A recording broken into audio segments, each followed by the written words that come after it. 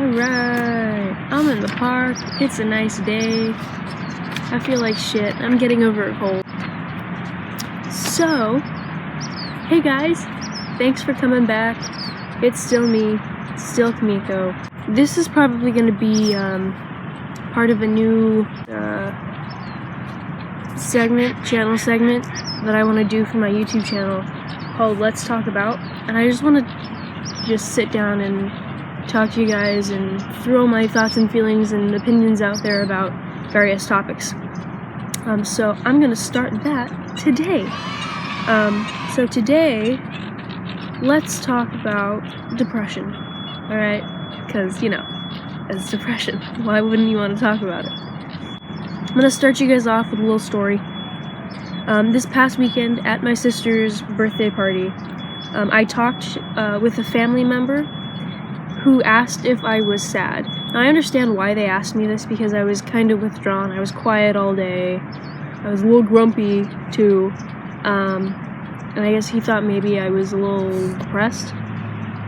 And he shared that he was coming out of a depression, and that there had been a couple of weeks where he just felt sad. And I told him that I was getting closer to a depressive state, but that I wasn't like fully depressed yet.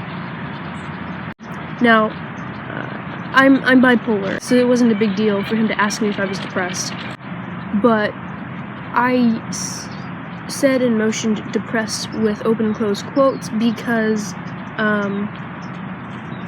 it is the correct term to use for me, but there's also a lot of stigma around depression that I think is really unnecessary and sometimes harmful. Well, some people seem to think that depression is just this kind of melancholy, and although that may be some people's experiences with depression, everyone's mental health journey is different. It's unique, and those kind of stigmatized behaviors or feelings about depression definitely do not encompass the entirety of my experiences with depression.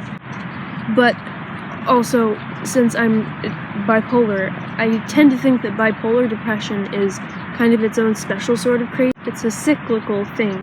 For me, it happens pretty much twice a year. I go manic, and then I go depressive, and then I go manic again, and then I go depressive. And in between those stages of mania and depression, there's kind of a middle piece that has a little bit sort of, it's a little more peaceful. And I can only explain my own feelings, my own experiences, my own mindset and thought processes, but everyone's experiences are different, and everyone's experiences are valid. I will say it again, everyone's mental health experiences and feelings and all of that is valid. So for me, myself, and I, as someone with bipolar, depression is kind of like a time of reflection. It's a time that I think about the last few months and where my headspace was, and my actions and my choices and my accomplishments, or sometimes lack thereof. And then usually what follows that kind of initial reflection is a self-critique and some shameful feelings,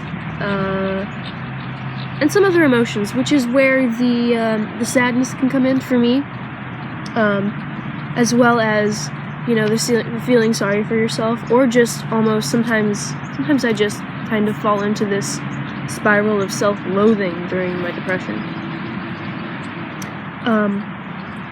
But again, that's part of my experience. I would say the biggest standout for myself when I go depressive is my lack of energy.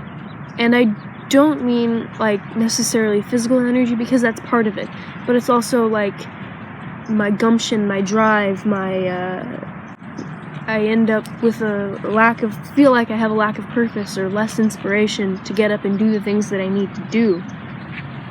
And I work really hard to overcome other diagnoses that I'm not going to talk about in this video. But I work really hard every day to overcome them and work through them. And when my depressive stage hits, it makes regular life for me, which is already maybe more difficult than other people's lives in some aspects. It makes my life a lot harder. And so I've explained it to people in this way before, so I'm just going to use the same example for you guys. Imagine that you're walking on a path, right? And everyone else in your life is walking on another path, but they're parallel paths, they're going to the same place, right? And you're walking on regular concrete, and the other people are they're just walking along a moving walkway, and I'm walking on just basic concrete. So, in order for me to keep up with the people on the walkway, I have to jog, and that's fine. I don't mind jogging, it gets your exercise in. I like endurance stuff anyway, so it's fine. But when I start to go depressive, it's like in one of those bad dreams where you're trying really hard to run, and you just don't seem to be getting very far. That's kind of what it's like when I start to go depressive. These people are still, strolling along on their runway, and I'm like picking up the pace, trying to move, and I'm not really getting anywhere.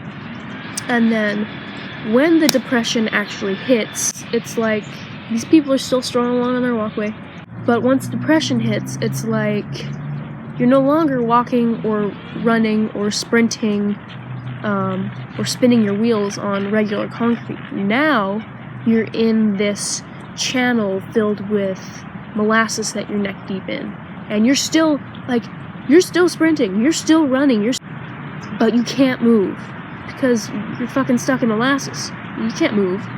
And for me, after spinning my wheels in that molasses for a length of time, I get tired.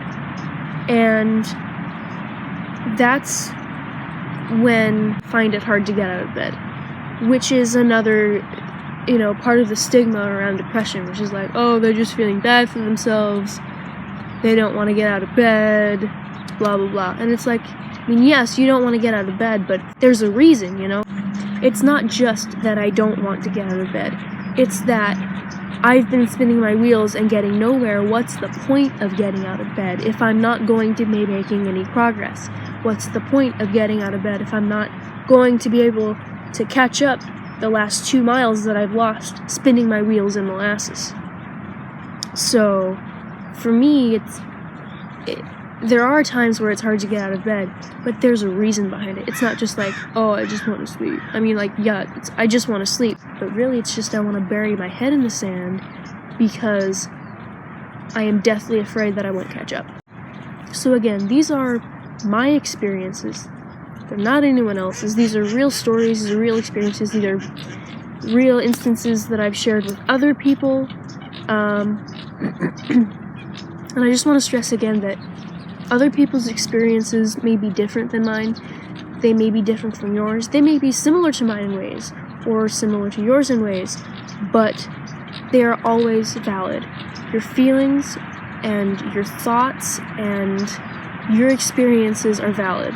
And don't let anyone tell you otherwise, because that's just not true. I think a lot of people misunderstand depression, and they like to tell people who have experiences with depression that it's all in your head, like, oh, you just have to not be sad. You just have to want to be happy. And that's not it at all. But I just want to say that there is nothing wrong with the way you feel. There's nothing wrong with it. You feel how you feel, and it's completely valid. It's what you do with those feelings that can make or break you, can make your situation better or can make it worse. because you can control your actions. There are things that you can do. There are things that you can do for yourself. Some of the things that I do is I take medication. I see a psychiatrist, and she knows me and she knows my family, and I have known her long enough and feel more comfortable enough with her that I can open up about things, and it's really helped. So I'm currently editing this video, and I thought of another thing that you can do when you're feeling down. If there's anything little that you like to do that you enjoy, things that you do to pamper yourself, do that. For example, when I have my hair done the way I want it, if I have a little bit of makeup on, it makes me feel just a little tiny bit better when I feel like crap. So, treat yourself. Put on some nice lotion, light a candle, put on some makeup, treat yourself to a movie, go do something that you like to do, and just do it. It might pick you up just a little tiny bit. Alright, so, yeah, that's it.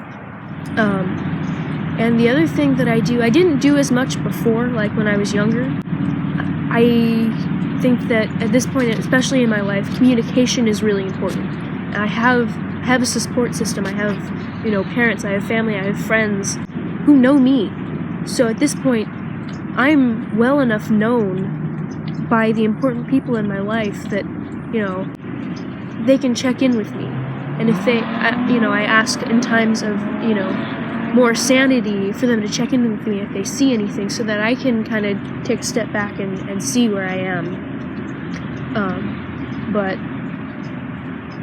having a support system and being able to communicate with people and being able to have those people ask you if you need help is really important, because sometimes you don't want to ask for help, or you don't think that you're worthy of help. And I highly recommend talking to a medical professional. I talk to a psychiatrist.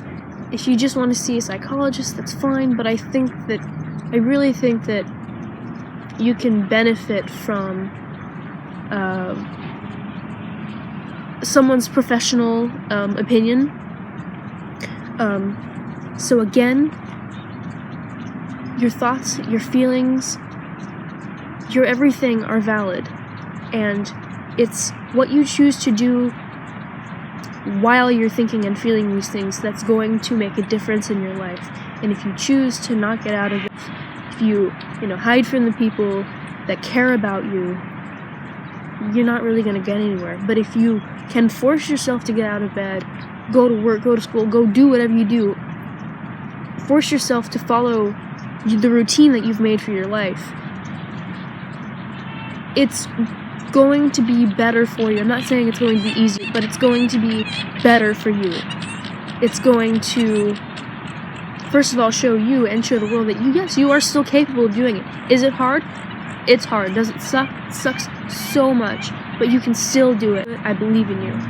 So, on that note, thanks for watching. I know I haven't had a video up in a while, but I really wanted to make this one because it's kind of what I'm going through in my life right now too. And I guess in a way I'm making this video as much for me as I am for you guys. So yeah, there's that. If you like this video, give it a thumbs up. If you have any questions for me, comments, concerns, I am always open to feedback. I read all of the comments. You can find my social media links down below in the description. You can follow me there. I don't live a very exciting life, but I share what I can when I can. Alright, so again, thanks for watching. I love you guys. Take care of yourselves, please. Alright, bye-bye.